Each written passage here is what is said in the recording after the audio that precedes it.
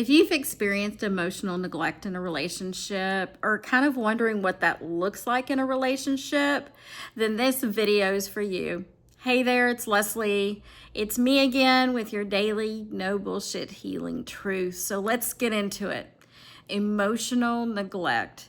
I had somebody the other day ask me, do I think everything is a betrayal in a relationship? Like, you talk about everything, financial, emotional. I think that we don't show up in relationships perfectly. I think there is no perfect relationship. I think the purpose of relationships are to help us evolve and grow. And I think sometimes we struggle with that because we don't want change, or we want things we want to avoid. And I go over these things so that we can be better. We can be better together. We can have healthier relationships. Our relationships could thrive. Why would you just want an okay relationship? I don't think most of us stand up there, get in a relationship, get married, and think I just want this to be okay. We want it to be good. And a lot of times we weren't taught, well, I would say most of the time, we have not been taught the skills and behaviors it takes to have a healthy relationship. We get into one and we say, well, I love this person, so I'm just going to hope for the best. And I'll give you some old lady wisdom. That is not how it works. Love is not enough. So the thing we have to do is learn to educate ourselves on what is considered healthy, what's not healthy. How do I make my relationships better? So that's the purpose. I want to share my wisdom with you and hopes that you can recognize some of those patterns and work to make your relationship better. So emotional neglect can show up in lots of different ways in relationships. One of the ways I see it a lot when I work with couples is there's a complaint often that the couple's one of the members is on their phone, or they're constantly playing video games, and I never get any time with my partner. All of those things are fine. You should have things that you enjoy doing on your own. You should have the freedom to enjoy those things in a relationship, but you have to make time for connection.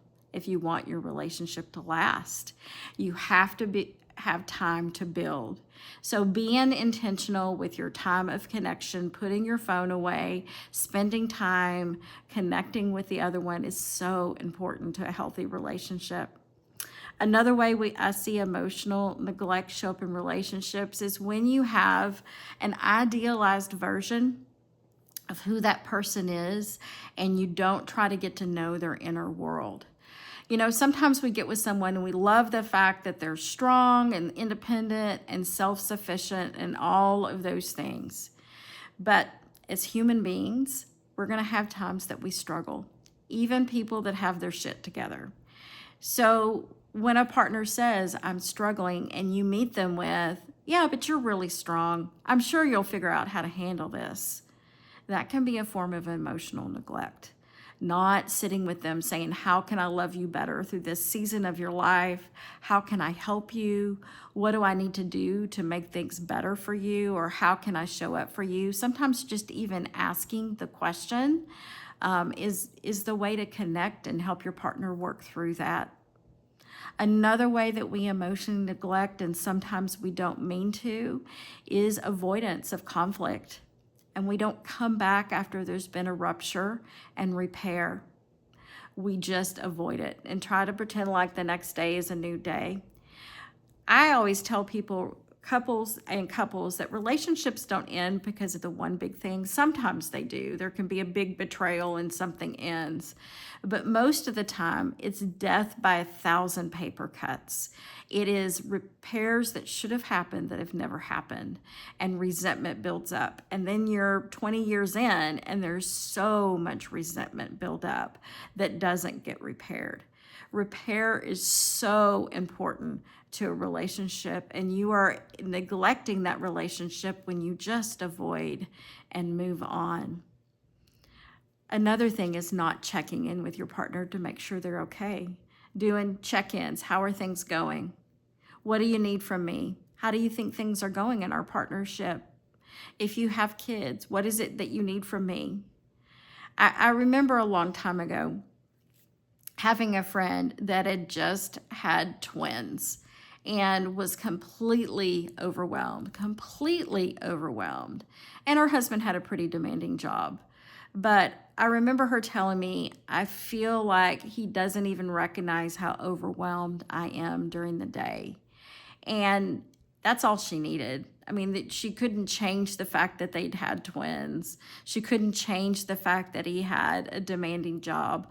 All she needed was him to say, I get how overwhelmed you are. Let's problem solve this. How can I help you with the feelings of being overwhelmed?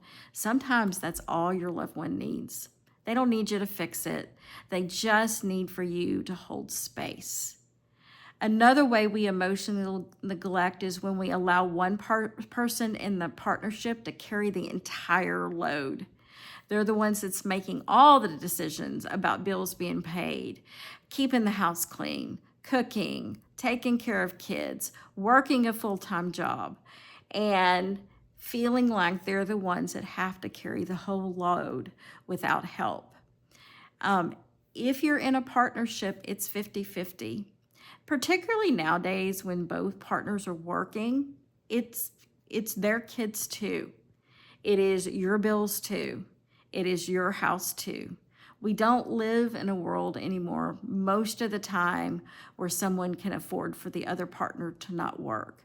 And if that's the case, then you're in a partnership and you've got to decide together who does what, because you're equally responsible for the things that happened in that household.